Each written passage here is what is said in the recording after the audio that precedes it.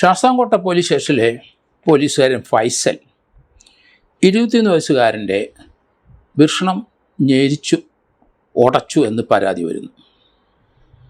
ഈ സംഭവം കഴിഞ്ഞ മെയ് 27 ഉണ്ടായ ഒരു സംഭവം.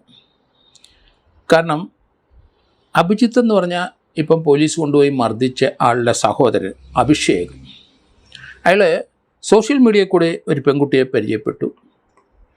ആ പെൺകുട്ടിയെ എന്നിട്ട് അയാൾ പീഡിപ്പിച്ചു. പെൺകുട്ടി ഇപ്പം ഗർഭവതിയാണ്. ഇതിനെ സംബന്ധിക്കുന്ന ഒരു കേസ് അടൂർ പോലീസ് സ്റ്റേഷനിൽ, ശാസ്താംകോട്ട പോലീസ് സ്റ്റേഷനിൽ രേഖപ്പെടുത്തിയിട്ടുണ്ട്. ഇയാൾ ഒളിവിലാണ്. ഇയാളെ തപ്പി ശാസ്താംകോട്ട പോലീസ് സ്റ്റേഷനിലെ SIയും ഫൈസൽ എന്ന പോലീസുകാരനും മറ്റ് 2 പോലീസുകാരുടെ ഒരു സ്വിഫ്റ്റ് കാറിൽ അവരുടെ വീട്ടിലെത്തി. അടൂർ പെരിങ്ങനാട് വള്ളിവിള വടക്കേതിൽ സുഖുവിൻ്റെ വീട്ടിലാണ് എത്തിയത്. സുഖുവിൻ്റെ 2 ആൺമക്കളിലെ മൂത്തവനാണ് അഭിജിത്ത്, ഇളയവനാണ് അഭിഷേക്. അഭിഷേകാണ് ആ പെൺകുട്ടിക്ക് ഗർഭം ഉണ്ടാക്കിയത്. ശാസ്താംകോട്ട പോലീസ് കേസ് രജിസ്റ്റർ ചെയ്തിട്ടുണ്ട്. അവിടുന്ന് വന്ന് ഈ അഭിജിത്ത് മാത്രമേ വീട്ടിലുണ്ടായിരുന്നുള്ളൂ. അനിയൻ അഭിഷേകിനെ പറ്റി അന്വേഷിച്ചു. അയാൾ അവിടെ ഇല്ല. കിട്ടിയതാട്ടെ എന്ന് കരുതി ചേട്ടനെ പിടിച്ചുകൊണ്ട് പോയി. ചേട്ടനെ പിടിച്ചു വന്ന സ്വിഫ്റ്റ് കാറിൻ്റെ ബാക്ക് സീറ്റിൽ 2 പോലീസുകാരുടെ ഇടയ്ക്ക് ഇരുത്തി അവനെ കുനിച്ചിരുത്തി ഗൂഢമായി, അല്ലെങ്കിൽ ആരും അറിയാതെ അവനെ ക്രൂരമായി മർദ്ദിച്ചു. മർദ്ദത്തിൻ്റെ ഇടയിൽ SI ഫ്രണ്ട് സീറ്റിൽ ഇരുന്നു എന്നാണ് ആ പയ്യൻ പറയുന്നത്.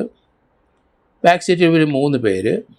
ആ പയ്യൻ്റെ മുതുകിനിട്ട് ഇടിപ്പോൾ അവൻ നിലവിളിച്ചു. നിലവിളിച്ച സമയത്ത് അവൻ്റെ ജനനേന്ദ്രിയത്തിൽ പിടിച്ച ഇയാൾ ഞെക്കി അവനെ അന്തം വിട്ട് വിളിച്ചു.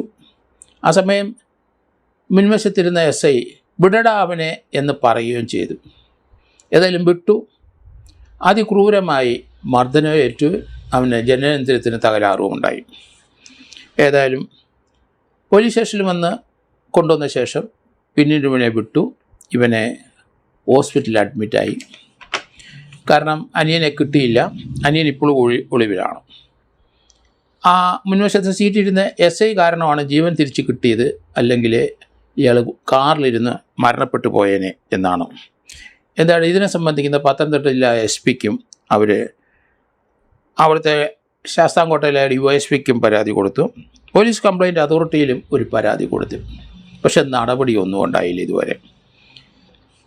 ഇയാൾക്ക് പരിക്കേറ്റ ഇയാൾ അടൂർ ആശുപത്രി ചികിത്സയാണ്.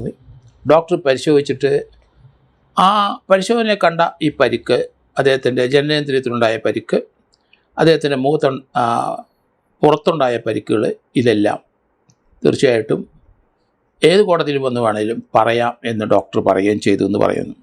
എന്തായാലും ഇതിനെ സംബന്ധിക്കുന്ന പരാതി കൊടുത്തിട്ട് ഇന്ന് വരെ നടപടിയൊന്നും ഉണ്ടായില്ല. പോലീസുകാരനെതിരായിട്ട് നടപടി ഉണ്ടായില്ല.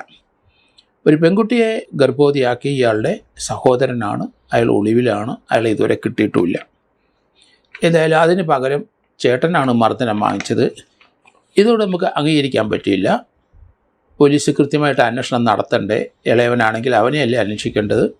ചേട്ടനെ ഇത്ര ക്രൂരമായി കൊണ്ടുപോയി മർദ്ദിക്കുക, രണ്ടാമത് അയാളുടെ ജനനേന്ദ്രിയം പിടിച്ച് ഉടയ്ക്കുക, അതൊക്കെ ക്രൂരമായ മർദ്ദന രീതികൾ മാത്രമല്ല, അതിലാൾ മരണപ്പെട്ടു പോയേന്. ആ SI അവിടെ ഇടപെട്ടത് നന്നായി, അല്ലെങ്കിൽ മരണപ്പെട്ടു പോയേനെ, കസ്റ്റോഡിയൽ ഡെത്തിലേക്ക് കാര്യങ്ങൾ പോയേനെ. പോലീസുകാർ ഇതുവരെ ഇതൊന്നും പഠിച്ചില്ല. ഒരു മനുഷ്യൻ്റെ മർമ്മസ്ഥാനങ്ങളിലൊക്കെ കയറി ബലമായി പിടിച്ച ആൾ മരിച്ചു പോവില്ലേ? എന്താണ് ഇവർക്കൊന്നും ഒരു ഡോക്ടർമാരുടെ ക്ലാസ്സുകളൊന്നും ഈ പോലീസുകാർക്ക് എടുക്കണം. ശരീരത്തിൻ്റെ വയറ്റിലെ ഏരിയ എവിടെയൊക്കെയാണെന്നൊന്ന് പഠിപ്പിക്കണം. അടിയന്തരമായിട്ട് പഠിപ്പിക്കേണ്ടതാണ്. പല പോലീസ് സ്റ്റേഷനിൽ നമുക്കറിയാം, അവർ ക്രൂരമായി മർദ്ദിച്ച് പലരും കൊല്ലപ്പെടുന്നു. എന്നിട്ട് അതിൽ നിന്ന് രക്ഷപ്പെടാനുള്ള ഓട്ടം പോലീസുകാർ, അത് പോലീസ് സ്റ്റേഷനിൽ വെച്ചല്ല, വെളിയിൽ വെച്ചാണ്. ഇങ്ങനെ കേരളത്തിൽ കഴിഞ്ഞ ഗവൺമെൻറ് കാലത്ത് കുറേയധികം കേസുകളുണ്ടായിട്ടുണ്ട്. എത്ര ക്രൂരമായിട്ടാണ് മർദ്ദിക്കുന്നത്. അപ്പോൾ അതുകൊണ്ട് അടിയന്തരമായിട്ട് ഇതിന് നടപടിയെടുക്കുന്നതാണ് ഉചിതം. ഇല്ലെന്നുണ്ടെങ്കിൽ കാര്യങ്ങൾ കൈവിട്ടു പോവും.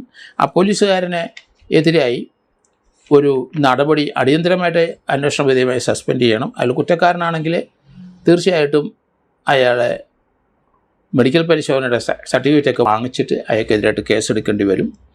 അതിലേക്ക് പോലീസ് കംപ്ലയിൻറ്റ് അതോറിറ്റിയിലും പരാതി കൊടുത്തു എങ്കിലും അവിടുത്തെ SP കൊടുത്തെന്ന് പറഞ്ഞെങ്കിലും ഇയാളുടെ മൊഴി പകർത്തി ഇതുവരെ ഒരു കേസ് രജിസ്റ്റർ ചെയ്തിട്ടില്ല. അതുകൊണ്ട് നടപടികൾ എടുക്കുന്നതാണ് ഉചിതം. കാരണം ഇത് പോലീസിൻ്റെ ഇമേജ് കളഞ്ഞുകൊണ്ടിരിക്കുന്ന ഒരു വാർത്തയായിട്ട് ഇങ്ങനെ വന്നുകൊണ്ടിരിക്കുകയാണ്. അടിയന്തര നടപടി എടുക്കണം. കാരണം ഇത് വെറുതെ ഒരു ആക്ഷേപം അന്വേഷിക്കുന്നതല്ല. ഒരു പയ്യൻ്റെ മരണവക്തത്തിൽ നിന്ന് അയാൾ രക്ഷപ്പെട്ടു വന്നതാണ്. അതുകൊണ്ട് DGP അടിയന്തരമായിട്ട് ഇതിന് നടപടി സ്വീകരിക്കുന്നതാണ് നല്ലതെന്ന് ഞാൻ കരുതുന്നു.